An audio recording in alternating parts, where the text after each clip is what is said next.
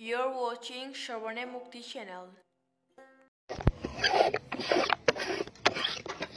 हमारे आलोच्य विषय चल रहा है पतित पावन अवतार भुवन मंगल भुवन सुंदर अखिल रसामृत सिंधु प्रेम पुरुषोत्तम अखिल ब्रह्मांड नायक श्री कृष्ण चैतन्य महाप्रभु के जीवन आलेख संबंध में किंचित दिग्दर्शन करने का प्रयत्न कर रहे हैं। तो ये तो हमारे चलेगा जब तक महाप्रभु की कृपा होगी, हम लोग आस्वादन करेंगे। जहां तक महाप्रभु की प्रेरणा होगी, उनकी कृपा होगी, हमारे दिल में बैठ करके जैसे वो परोसना चाहते हैं अपने कथामृत, तदनुरूप ये मुख से महत्पुरुष के चर्वित चर्वन आस्वादन करने का चेष्टा करेंगे। उसके पहले हमारे भीतर आज गोसाई जी आए हैं, विद्यमान हैं, आए हैं। बंगाल में इनके बहुत प्रचार है, तो इनके मुख से थोड़ा आशीर्वाणी सुनेंगे 2 मिनट। फिर हम जैसे महाप्रभु की इच्छा तदनुसार हम अपने वाणी को पवित्र करने के लिए हरि कथामृत सुधारूप अमृत पान करने का प्रयत्न करेंगे। जय जय श्री राम। जय जय श्री राधे। सर्वाग्रे समात्रैकगतः परमारब्धो परम करुणा श्री गुरुः प्रभुपाद कृष्णचंद्र गोस्वामीश्चरणो कमले नमामि। ततः अखिल रसामृत सिंधु करुणा घनाकृति विग्रह भगवान श्री कृष्ण चैतन्य महाप्रभुस्य अति प्रिय अष्टोत्तर शत श्रील श्री विनोद बिहारी दास बाबाजी महाराजस्य श्री चरण कमले नमामि। कलियुग पावन अवतार भगवान चैतन्य महाप्रभु, जिनकी अपार अनुकंपा से ऐसा महत् संग, देवर्षि नारद पाद ने कहा, महत् संगस्तु दुर्लभ अगम्य अमोघश्च। जो महत् संग है बहुत ही दुर्लभ है, और इस दुर्लभ महत् संग मुझे प्राप्त हुआ। अहो भाग्य मम, मेरा भाग्य। आहा। तो कुछ दिन पहले महाराज जी का एक वीडियो मैंने देखा सत्संग का। महाराज श्री ने आत्मकथन कह रहे थे। महाराज जी ने कहा, उनके जब युवा अवस्था थे तब की बात। महाराज जी ने एक बात बताई। तब 26 साल के थे महाराज जी। तब उन्होंने कही एक बात। मैं उस टाइम पे बहुत ऐसा था, कोई भक्ति थोड़ी सी भी नहीं थी मेरी। हाँ, ऐसा था, ऐसा। तब मैंने सोचा, महाराज जी ने कहा ठीक है, मान लिया, महाराज जी ने कहा ठीक है, मगर ये मेरा जैसा दुष्ट आत्मा, मादृश अधम जीव जैसा, इनको समझाने के लिए महाराज जी ने ये बताया, जो ऐसा महापुरुष है, हाँ, उनकी मुखराबिंद पे ऐसा ही जो मतलब दीनता, जो दीनता होती है वो ऐसी होती है दीनता। तो महाराज जी ने जब बताया ना, हाँ, मेरा जैसा मैं ऐसा था 26 साल के जब उम्र थे, तब ये हम लोगों के लिए बताया। क्या बताया? मेरी अनुभूति कहती थी उस टाइम पे। महाराज जी ने कहा, हाँ, मेरा जैसा, अरे अरे तुम लोग भी आओ और आकर ये सत्संग का जो रस है, जो करुणामयी राधा रानी की जो कृपा होती है, वो कृपा ले लो। मैं अधम था, फिर भी देखो करुणामयी, कृपामयी, करुणामयी कितनी कृपा की, और कृपा करके मुझे प्रिया कुंजेश्वरी करुणामयी राधा रानी ने चरण में बैठा के कृपा करने लगी। और महाराज जी ने कहने का तात्पर्य यही है, महाराज जी ने यही कहने का तात्पर्य है, महाराज जी ने कहा चलो तुम लोग भी ऐसा भगवत नाम करो, साधु संग करो, और इस साधु संग से ही ये भक्ति लाभ होगी। जय जय श्री राधे श्याम। अतएव सब आओ, जैसा जो अधम हो, हाँ अधम से अधम हो, फिर भी आओ, हाँ फिर भी ये सत्संग का लाभ लो, हाँ करुणामयी राधा रानी का नाम लो, हाँ श्री जी का श्री चरण में आओ, और सबको प्रेम मिलेगा, सबको कृपा मिलेगी, ये सच बात। जय जय श्री राधे। तो मेरी वाणी को विराम देता हूं। जय श्री राधे, जय श्री श्याम महाराज जी।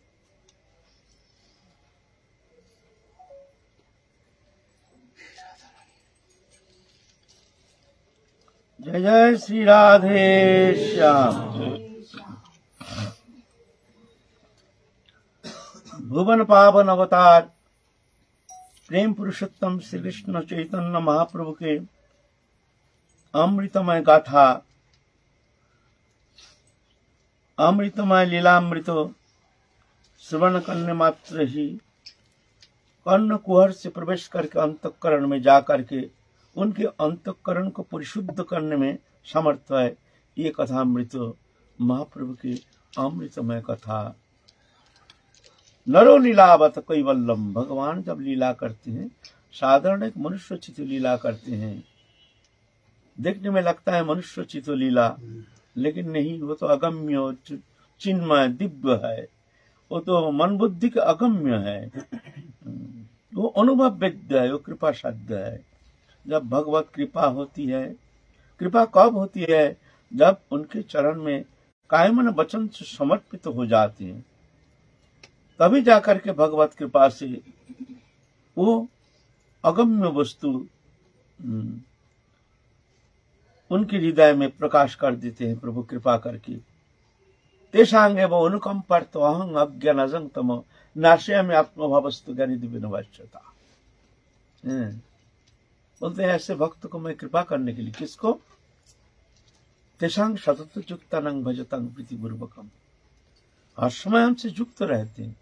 कृपा तो भगवान सबको करते हैं, कर रहे हैं, लेकिन ये कृपा सबको अनुभव कर नहीं पाते। कृपा में कोई पक्षपात नहीं है, जो भगवान किसी को ज्यादा कृपा करते हैं, किसी को कम कृपा करते हैं, ऐसे नहीं।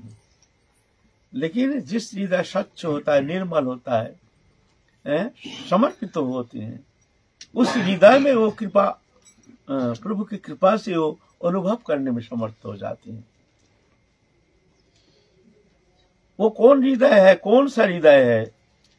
न सततं युक्तानंग भजतांग प्रीतिपूर्वकम, तो ही लोग धारावात हर्ष में प्रभु के चिंतन में तल्लीन रहते हैं, प्रीति के साथ उनका भजन करते हैं, प्रेम प्रीति के साथ।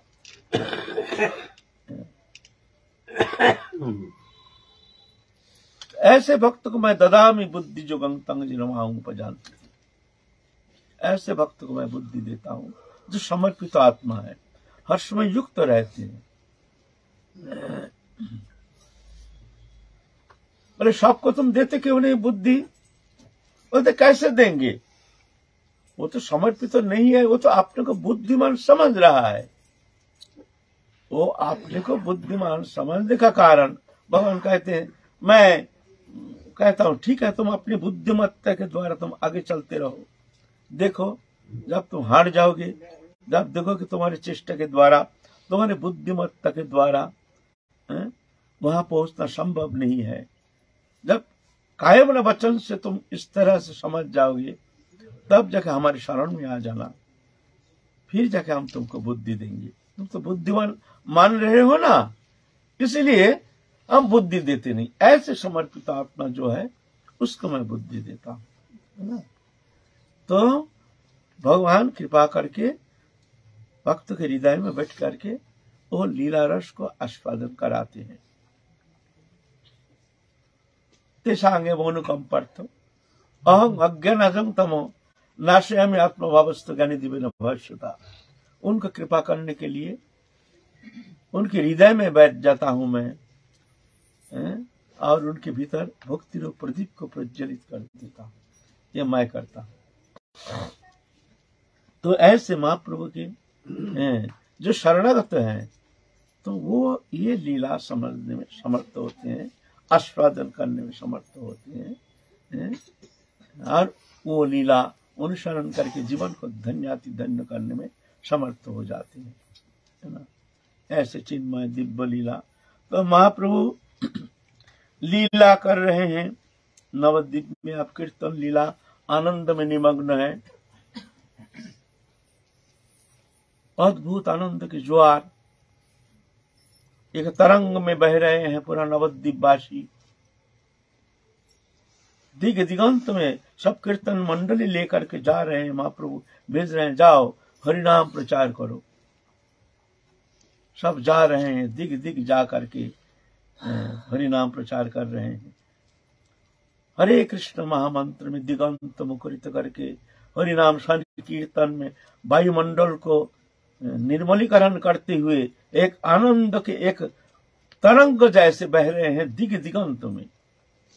और जो प्रेमी भक्त हैं उस आनंद में निमग्न हो जाते हैं, और जो पाखंडी है वो समझ नहीं पाते हैं। उनके मन में श्रद्धा न रहने के कारण वो वंचित रह रहे हैं। तो महाप्रभु रात में श्रीवास आंगन में दरवाजा बंद करके ये लीला करते हैं, कीर्तन लीला आनंद करते हैं। इधर जगाई माधाई को उद्धार किए हैं। हम लोग इस संबंध में आलोचना किए हैं, जगाई माधाई को किस तरह से उद्धार किए हैं। जगाई माधाई भी परम भक्त हो गए हैं, 3 लाख नाम करते हैं। उनकी दीनता, उनकी विनम्रता देख करके सब चकित हो जाते हैं। जो काल तक जो एक दुष्ट था, जिसको दर्शन करने मात्र ही लोग घबरा जाते थे, जो ये दुष्ट है न जाने क्या लीला करेंगे, उनके सामने जाने में सब भयभीत तो हो जाते थे। आज ऐसे विनम्र जिसको देखते हैं उसके चरण प्रांत में जाकर के क्षमा याचना करते हैं, हम पर दया करो, हम पर कृपा करो, हम बहुत पतित हैं, हम बहुत पापी हैं, हम बहुत दुरात्मा है, तुम लोग कृपा करो। जब भी प्रभु की कृपा होती है तभी जाके विनम्रता आती है। ये विनम्रता कोई साधारण वस्तु नहीं है। विनम्रता तभी आती है जिस पेड़ में फल फलता है वही पेड़ झुक जाता है। ऐसा ही जिसके अंदर वो भक्ति देवी के किंचित मात्र अनुप्रवेश होता है वही झुक जाता है, वही झुक जाता है। अपना को हीन ज्ञान अयोग्यता बुद्धि, इसमें ही प्रेम, इसमें सर्वसिद्धि। तो झुकना कोई साधारण बात नहीं है। झुकना ये बहुत कृपा सापेक्ष है। भक्ति है दीनगामिनी। जहां दीनता है वहां जाकर भक्ति रुक जाती है। अभिमानी हृदय वो भक्ति वो अनुभव करने में समर्थ है, वहां रुकती नहीं। लेकिन दीनता रूप पात्र बन जाता है, भक्ति देवी जाकर के उस पात्र में जाकर के रह जाते हैं। इसलिए भक्ति को कहते हैं दैन्य जननी। दैन्य जननी भक्ति को कहते हैं। जहां भक्ति देवी है वहां दीनता है, जहां दीनता है मान लीजिए वहां भक्ति भी है। दिखावा विनम्रता नहीं, वास्तविक स्वभाव से विनम्र, सबको सम्मान करते हैं, सबको आदर करते हैं, सबके अंदर प्रभु है ये जान करके सबके प्रति एक आदर बुद्धि, किसी का निंदा नहीं करते हैं, किसी का दोष नहीं देखते हैं, सबके प्रति आदर, ऐसे मनोवृत्ति हो जाती है। अगर ऐसा नहीं होता है तो समझना चाहिए अभी वो कृपा हमारे ऊपर हमारे हृदय में अभी फलीभूत नहीं हो रहा है। ऐसे जान करके लज्जित होना चाहिए। बोलो। किसी वैष्णव ने कोई निंदा मूलक कार्य किया हो तो उसकी भी निंदा करना नहीं चाहिए। मद्यपेर गति आछे कोनो काले, वैष्णव निंदुकेर गति कबू नहीं भाले।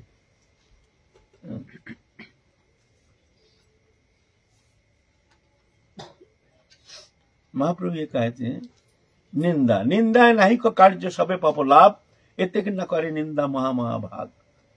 निंदा बहुत खराब चीज है, किसी का निंदा करना नहीं चाहिए। निंदा शब्द का श्रीधर स्वामी पर टीका करते हैं, परो दोषानुकीर्तनम इति निंदा। दूसरा का दोषमूलक समालोचना करना ही निंदा, चाहे तुम द्वेष पूर्वक करो या प्रेम से करो, वो निंदा ही हो जाएगा। निंदा नहीं करना चाहिए। वैष्णव का तो विशेष करके बोले वो निंदनीय कर्म करते हैं तो वो बोलना तो ये तो दोष नहीं है ना, ये समझना चाहिए। अगर वैष्णव है, अगर प्रभु के जन है, तिलक कंठी माला है, भजन करते हैं, तो समझना चाहिए हम दिबंध पेचक हैं, उल्लू हैं, इसीलिए हमको दिख नहीं रहा है। उनके गुण दर्शन करने में हम असमर्थ हो रहे हैं। हमारे प्रति प्रभु की कृपा नहीं है, जिस कारण हम वैष्णव का गुण देख नहीं पा रहे हैं, हम उनका दोष देख रहे हैं। ऐसे जान करके चुप रहना चाहिए। कठिन है। साधारण किसी का निंदा करना उतना दोषणीय है नहीं, लेकिन किसी का निंदा तो करना ही नहीं चाहिए। सपनों नहीं देखे पर दोषा, रामचरितमानस में कहते हैं। फिर भी विशेष करके वैष्णव किसी का निंदा नहीं करना चाहिए, है ना। जहां तक हो, तुम अगर अच्छा ना लगे तो दूर रहो, लेकिन उनके प्रति दोष दृष्टि आ जाए, अश्रद्धा आ जाए, तो उनसे दूर रहना ही सर्वोत्तम है। उनसे दूर रहो, जिससे तुम्हारे भीतर उनके प्रति हीन भावना ना आ जाए। उस समय अगर निंदा नहीं की जाए तो अन्याय को बढ़ावा देना, कभी कभी ऐसी परिस्थिति आती है। बहुत सुंदर बात है। अन्याय को बढ़वा देना, तुम जानते हो तुम्हारे अंदर कितना अन्याय है। तुमने कभी छाती में हाथ धरा है? अगर सदगुरु का बंदा है, छाती में हाथ धरो, देखो तुमने जीवन में कोई अन्याय पाप कर्म नहीं किया है, कर रहे हो, चिंता करो ना, तुम देखोगे तुम्हारे अंदर क्या तुम्हारे अंदर गंदगी भरा हुआ है। अपना हृदय को दूषित रख करके दूसरे का कर्म का समालोचना करना, ये प्रतिवाद नहीं, इसमें कोई मंगल नहीं होता है। वैष्णव जो होता है वो अपना प्रतिवाद करेगा। एक साधु था, उसने एक कटोरी रखता था अपने पास, रोज इसको ऐसे करके धार लगाते थे, बढ़िया करके धार देते थे। किस लिए रखा? थैला में रखता था।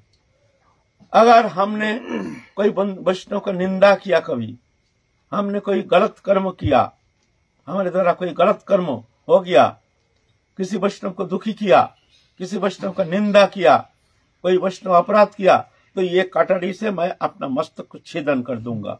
मैं सूर्य चंद्र साक्षी रख करके, मैं भगवत चरण कमल साक्षी रख करके मैं प्रतिज्ञा करता हूँ। ऐसा करके एक कटोरी रखता था अपने पास हर समय। भूल हो गया तो मारेंगे अपने ऊपर। ये देखो प्रतिवाद, देखा है, यह है प्रतिवाद। तुम अपने को शोधन करो, जगत सुधर जाएगा। जगत ये दोषमय है, किसका दोष देखोगे?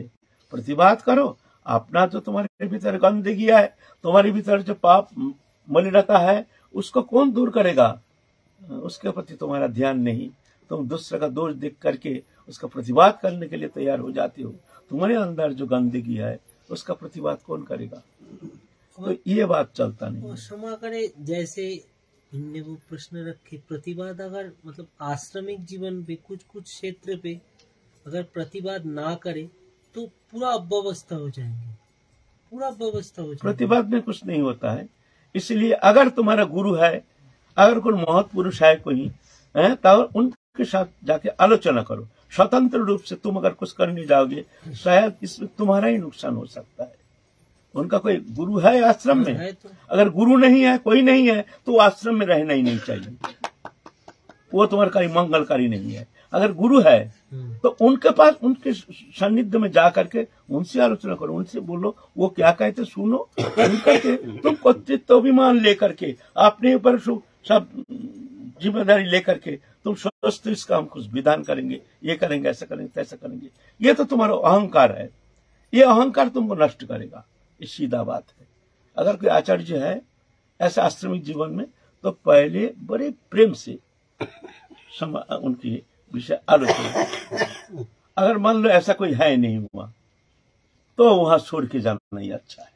वहां कोई है नहीं, सुनने वाला है नहीं, हमारा आलोचना करने का कोई है नहीं, या कोई महत् पुरुष है नहीं, तो बात अलग है। तो ये नहीं रहना ही अच्छा है।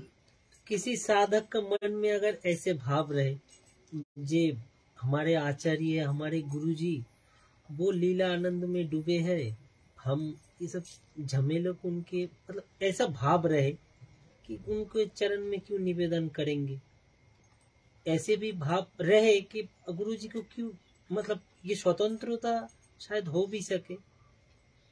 ये तो पूर्ण स्वतंत्रता।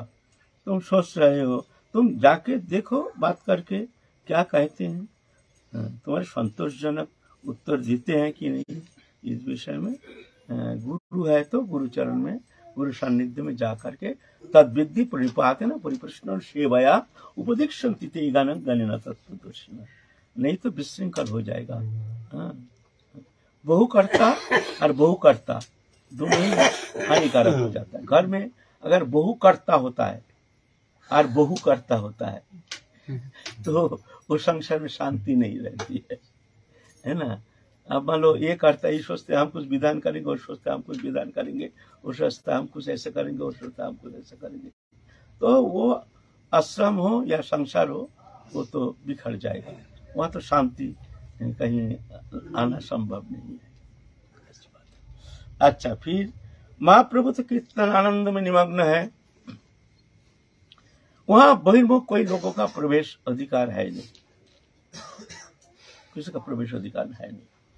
और श्रीवास पंडित का सास जो थी वो तो सुने हैं, जो महाप्रभु जो आनंद लीला कीर्तन करते हैं, वहां बहुत अद्भुत आनंद की एक लहर, एक तरंग बहता है। तो मेरे को एक बार थोड़ा मौका मिल जाए तो हम जाके वहां वो आनंद लीला रस आस्वादन करेंगे।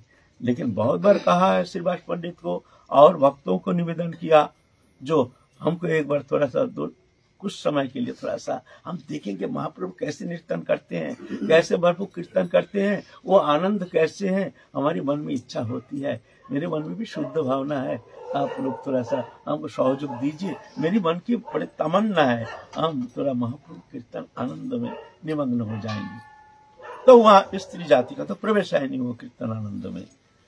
तो श्रीवास की जो सास है, एक दिन क्या किए हैं, एक तो ड्राम था, एक तो चावल वावल रखने का, उसके अंदर बैठ गई एक कोने में। महाप्रभु जहाँ कीर्तन करते हैं वहां कोने में वो ड्राम रखा था, उसके अंदर बैठ गई है बुड्ढी, और डोकरी बैठ गई है चुपचाप, किसी को कहा नहीं। संध्या के पहले ही जा करके वो ड्राम के अंदर चुपचाप बैठ गई। आप महाप्रभु कीर्तन कर रहे हैं, आए हैं समस्त मंडली लेकर के, अरे भाई हमको आनंद क्यों नहीं आ रहा है, क्या बात है। उस बार तो श्रीवास पंडित का पुत्र मर गया था। भाई ऐसा तो कोई अघटन तो हुआ नहीं, भाई हमको आनंद आ नहीं रहा है, ठीक है चलो कीर्तन करो। फिर कीर्तन करें, महाप्रभु कहते ना भाई आनंद आ नहीं रहा है, क्या बात है, कुछ गड़बड़ हो गया, या तो हमसे कोई अपराध हो गया, नहीं तो हमारे आज दुर्भाग्य है, आज कीर्तन में उल्लास नहीं हो रही है। फिर कीर्तन कर रहे हैं, फिर महाप्रभु कहते हैं भाई कुछ ना कुछ तो हुआ है जरूर, या तो कोई बहिर्मुख लोग का प्रवेश तो हुआ नहीं, या बहिर्मुख लोक का प्रवेश। सब देख रहे हैं, बहुत सारे भक्त मंडली है ना महाप्रभु के अपने निजी पार्षद, वहां बहिर्मुख बाहरी कोई लोगों का वहां अनुप्रवेश निषिद्ध है, वहां कोई प्रवेश कर नहीं सकते। सब देख रहे हैं एक एक करके बाहरी कोई नहीं। श्रीवास पंडित सोचे भाई कोई दुबक कोई रह सकता है यहाँ, देखूं तो सही इधर उधर, जाके ड्राम के अंदर देखते हैं बाल जैसे दिखता है, तो ऐसा करके पकड़ के तो डोकरी आ गई, डोकरी, और डोकरी तो ऐसा करके बुड्ढी है, दांत तो है नहीं, बम बम बम बम बम बम कर रही है। तो श्रीवास पंडित बहुत फटकारा अपने सास को, और सब कोई तो बड़े जम के हंसने लगी, बहुत जम के। मैंने हंसी का उस समय एक ऐसे हंसी का एक ये आ गया, तूफान आ गया, जैसे आंधी तूफान जैसे, खूब हंस रहे। फिर बुड्ढी को तो वहां बाहर कर दिया। फिर जब वहां महाप्रभु कहते हाँ ठीक भाई, अब हमको आनंद आ रहा है, आप ठीक है, बड़ा आनंद है। ऐसे करके महाप्रभु आनंद करते, आनंद लीला करते हैं। एक दिन क्या हुआ, एक ब्राह्मण था, सन्यासी ब्राह्मण, और वो दूधाहारी थी, दूध पी करके भजन करती थी। महाप्रभु के संप्रदाय का संबंधित कोई भक्त नहीं था, वो अलग उपासना करते हैं, उनको कोई अलग ज्ञान मार्ग की कोई उपासना पद्धति अपना करके उपासना करती थी, लेकिन महाप्रभु के प्रति उनकी श्रद्धा थी। श्रीवास पंडित को बहुत बार कहे हैं, पंडित जी हम सुने ऐसे भुवन पावन अवतार कृष्ण चैतन्य महाप्रभु साक्षात भगवान है, और वहाँ ऐसे कीर्तन में ऐसे आनंद की आंधी आ जाती है, क्या हमको थोड़ा सा वहाँ प्रवेश करने का अधिकार दिया जाएगा, हम थोड़ा दर्शन करेंगे, दर्शन करके हम भी धन्य हो जाएंगे। तो श्रीवास पंडित बहुत दिन कहा है भाई महाप्रभु का तो ऐसा परमिशन है नहीं, महाप्रभु जिसको आदेश करते हैं सिर्फ वही जा करके वहां प्रवेश कर सकता है, नहीं तो बाहर के कोई वहां प्रवेश का कोई अधिकार है नहीं। और विशेष आचरणशील जो आचरण करते हैं, भजन करते हैं, शुद्धाचारी, ऐसे भक्त का ही वहां प्रवेश अधिकार है। तो वो ब्रह्मचारी कहते हैं तो हम भी तो भाई शुद्धाचारी हैं, हम तो दूध पीकर रहते हैं, बड़े शुद्धता के साथ हम जीवन व्यतीत करते हैं, अकुमार ब्रह्मचारी हैं हम, हमारे लिए थोड़ा सा का मौका नहीं मिलेगा, अब हमको ले चलो। तो श्रीवास पंडित सोचे हैं तो वास्तविक सही है, तो साधु है, दूधाहारी है, फिर शुद्धाचारी है, तो कोई बात नहीं, महाप्रभु कुछ कहेंगे तो महाप्रभु को मना लेंगे, हाथ जोड़ के मना लेंगे, कहेंगे प्रभु ये एक जन अच्छा भक्त हैं, शुद्धाचारी हैं, भजनानंदी हैं, दूधाहारी हैं, इसीलिए हम इनको लाए। ऐसा करके वो ब्रह्मचारी को तो भीतर ले गए।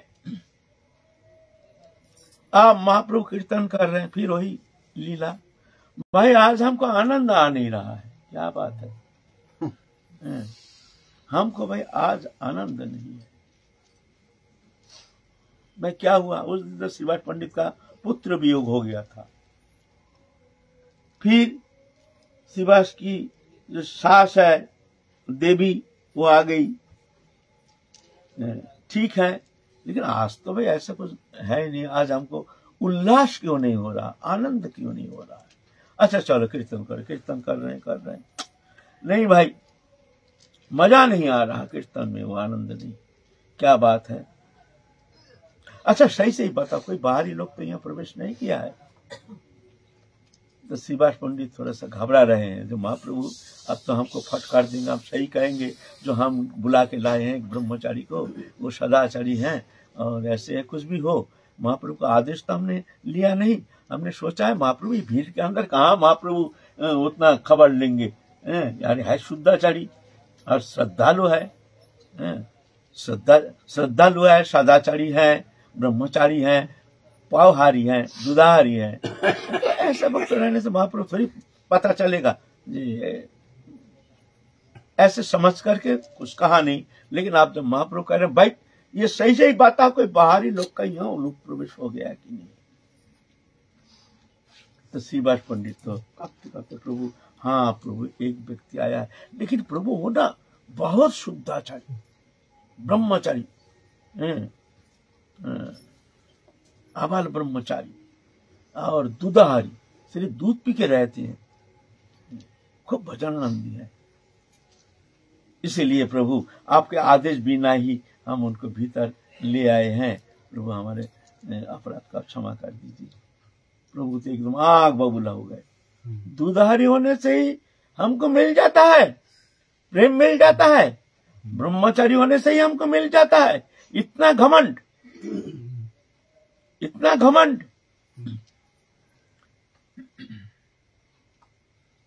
एकदम आग बबूला हो गया। वो ब्रह्मचारी को बुलाया, तुम्हारे इतना साहस कैसे हो गया? तुम ब्रह्मचारी हो ये घमंड, तुम दूधाहारी हो ये घमंड, तुम सदाचारी हो ये घमंड। अभिमानं सुरापानं गौरवं रौरवं समम प्रतिष्ठा सुखरिविष्टा त्रयं त्यक्ता हरिं भजेत। ये घमंड लेकर तुम उस प्रेम मार्ग में आना चाहते हो, तो वो प्रेम लीला आस्वादन करना चाहते हो, निकल जाओ यहां से। इतना अधिकार तुम्हारा हुआ नहीं। अगर वो चाहते हो तो दीनहीन होकर उनके शरण में आ जाओ। छोटा बच्चा टट्टी पेशाब करके पड़ा रहता है, लेकिन माँ उसको सब साफ करा करके गोदी में ले लेती है।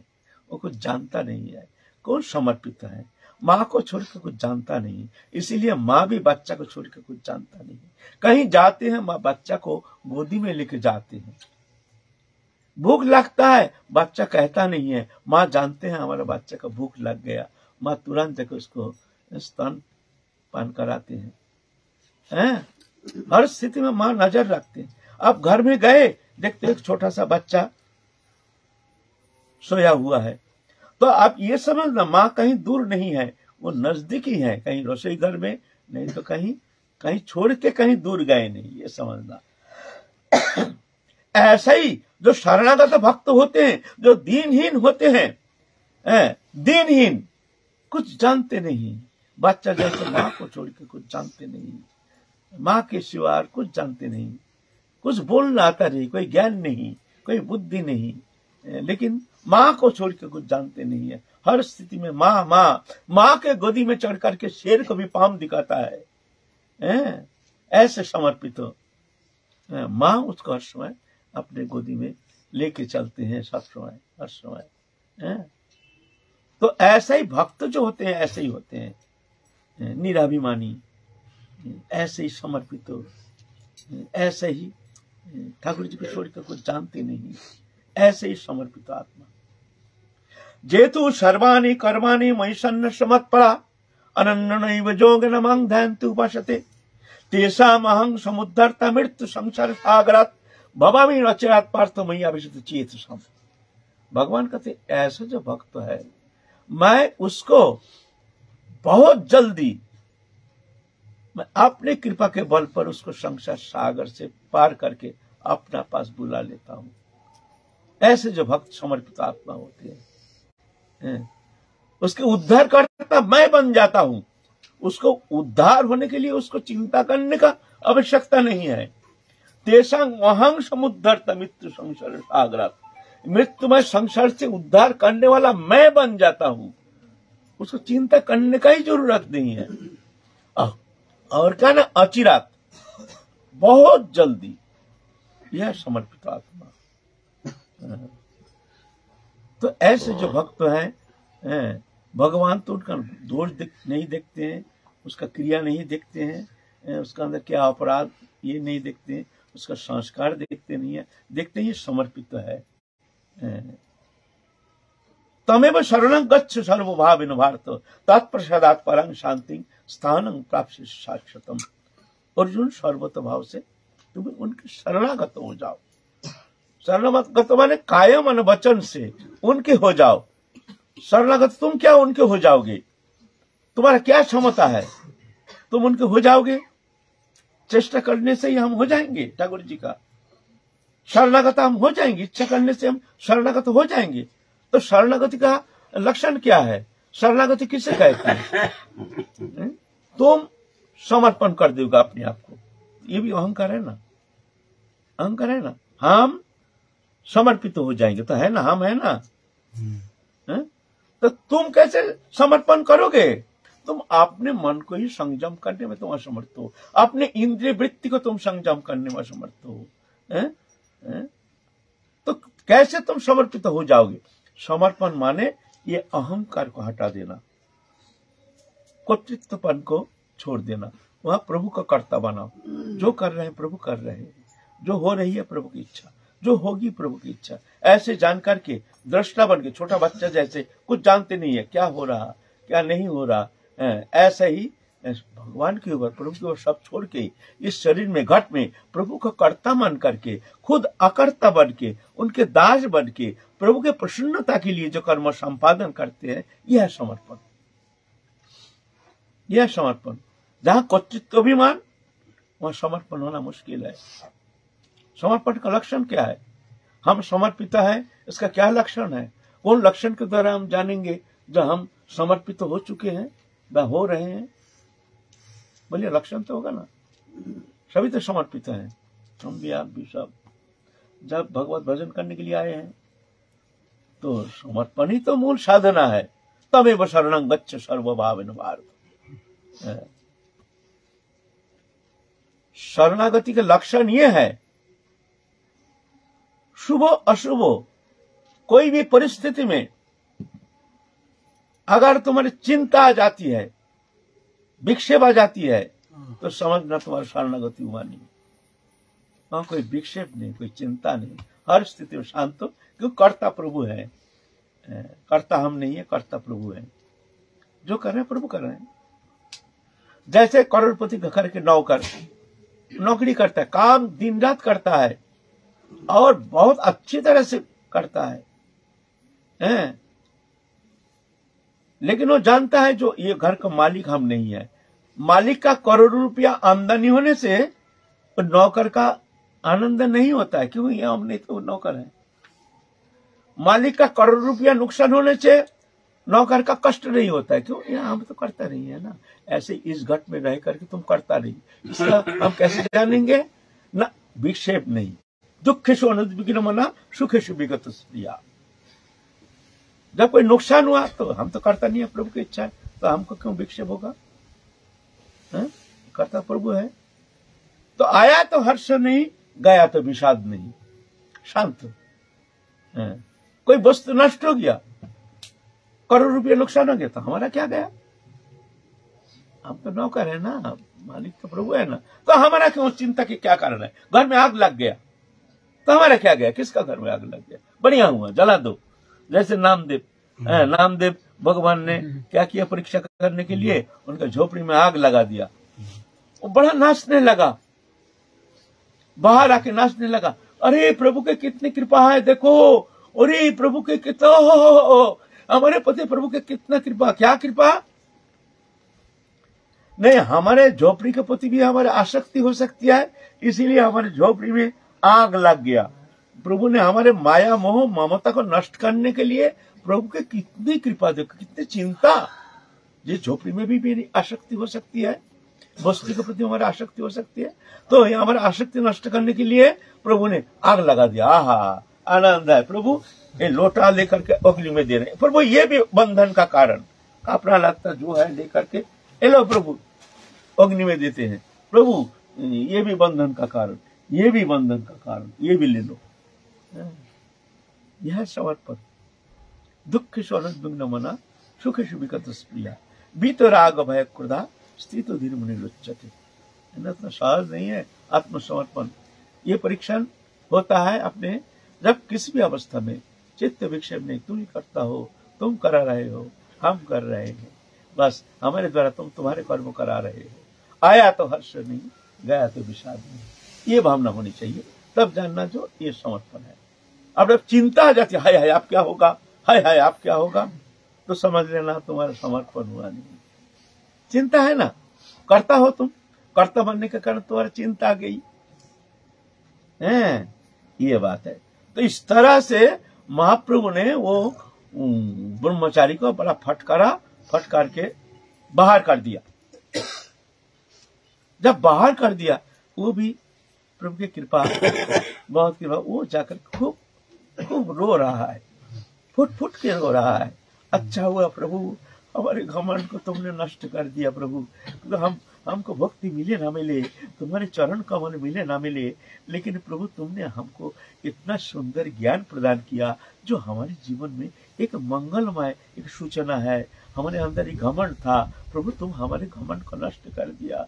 प्रभु तुम्हारी बहुत कृपा, तुम मिलो ना मिलो, लेकिन तुम्हारी जो ये कृपा, ये बहुत कृपा है हमारे लिए, हम जैसे अभिमानी जीव के लिए बहुत कृपा।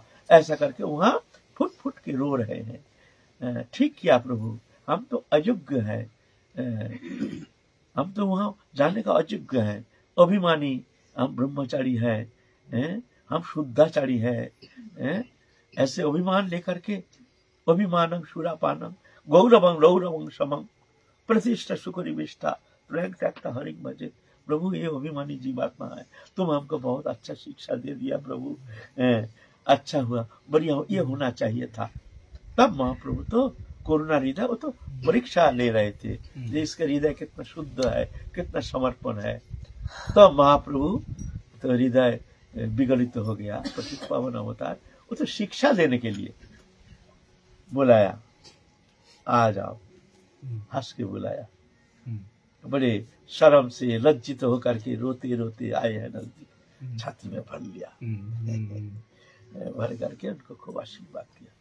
तुम रोज आना यहाँ आकर के कीर्तन में तुम अंशग्रहण करो, ऐसे करके ये महाप्रभु की कृपा है ना। महाप्रभु दिखाते हैं, अभिमान लेकर के वहां जाने का चेष्टा नहीं करना। विद्वत्ता का अभिमान, कौलीन का अभिमान, हम कुलीन है, हम ब्राह्मण है, ये अभिमान, ज्ञान का अभिमान, तपस्या का अभिमान, वैष्णवता का अभिमान, ये सब अभिमान है, ये सब अभिमान है। हम वैष्णव है, ये अभिमान है।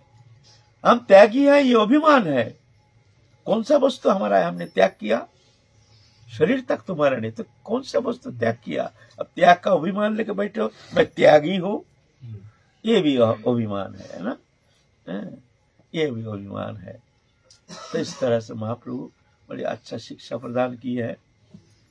सब धन्य धन्य कर रहे हैं, बड़े कीर्तन आनंद में सब ऐसे निमग्न हो रहे हैं। वो ब्राह्मण, वो ब्रह्मचारी भी परम आनंद में महाप्रभु की कृपा प्राप्त करके उनके हृदय ग्रंथि खुल गया।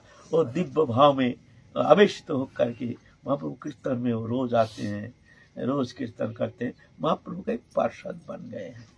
जय जय श्री राधे।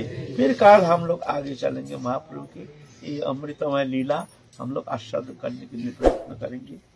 आज की कथाएं विश्राम। जय जय Shri Radhe. Subscribe to our YouTube channel.